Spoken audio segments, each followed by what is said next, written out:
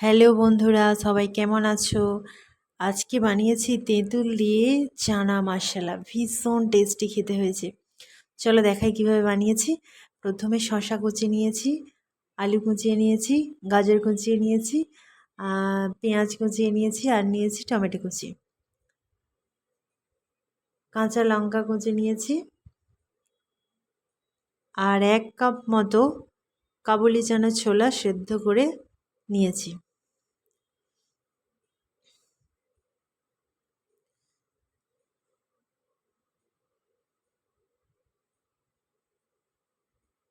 এরপরে দিয়ে দেবো বিট লবণ,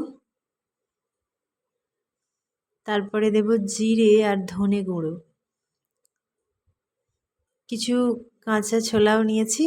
এরপরে তেঁতুল জল দিয়ে মিশিয়ে রেখেছিলাম, তেঁতুল জল পরিমাণ মতো দিয়ে দেব।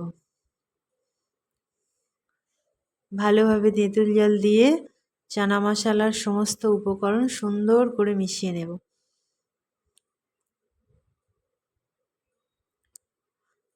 খেতে ভীষণ টেস্টি হয়েছে, আর সবথেকে ভালো হয়েছে তেঁতুল দেওয়ার জন্য।